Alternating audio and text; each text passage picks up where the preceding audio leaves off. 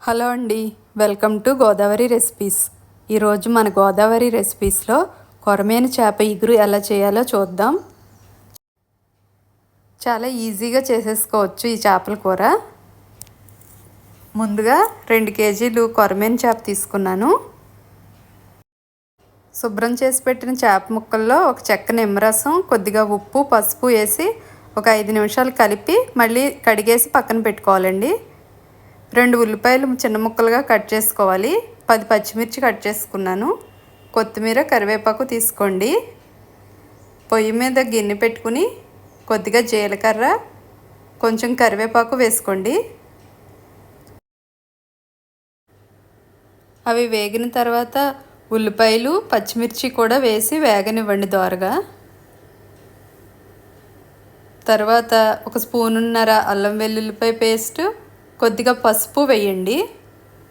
వేసి అల్లం వెల్లుల్లి పచ్చివాసన పోయే వరకు వేగించాలండి.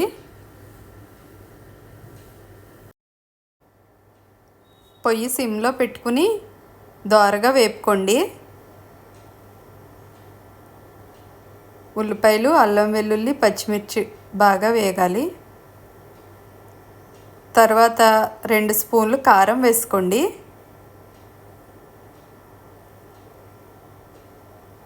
2 స్పూన్లు కారం, సరిపడా ఉప్పు,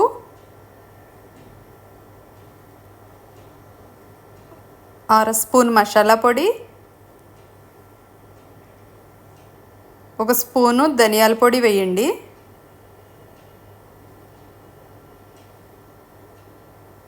ఇవన్నీ బాగా కలుపుకోండి. సన్న మంట మీద కలుపుకోవాలండి. దోరగా వేగిన తర్వాత ఇందులో కొరమేను ముక్కలు వేసేసుకోండి.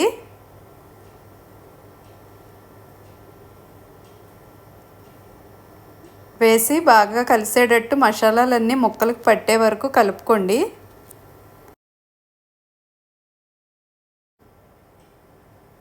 బాగా కలిపి ఒక 5 నిమిషాలు మూత పెట్టి మగ్గనివ్వాలండి. సిమ్లో మగ్గబెట్టాలి. వాటర్ అప్పుడే పోయకూడదు. ఫిష్లో ఉన్న వాటరు బయటకు వచ్చేస్తుంది ఒక 5 మినిట్స్ మూత పెడితే.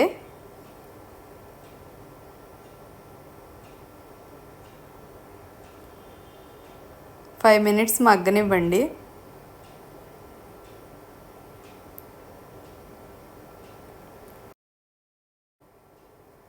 తర్వాత మూత తీసి వాటర్ పోసుకోవాలండి. చేపలు ఉడకటానికి సరిపడేంత వాటర్ పోయండి.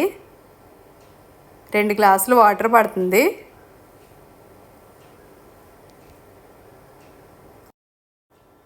పొయ్యి హైలో పెట్టి ఒక 10 నిమిషాలు ఉడకబెట్టండి. పెద్ద మంట మీద ఉడికితే బాగుంటుంది చేపల కూర.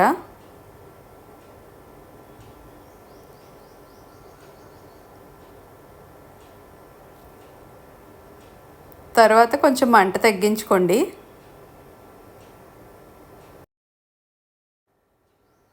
వాటర్ అంతా దగ్గరికి అయ్యే వరకు ఉడకబెట్టాలి. చాలా ఈజీగా సింపుల్గా అయిపోతుంది ఈ కర్రీ.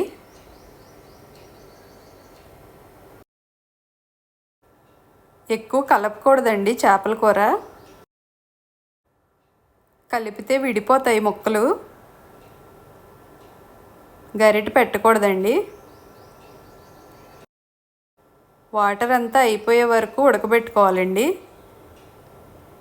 దగ్గరికి వచ్చేయాలి కూర. దాకనే అంటుకునేటట్టు ఉంటే ఇగురు చాలా టేస్టీగా ఉంటుంది.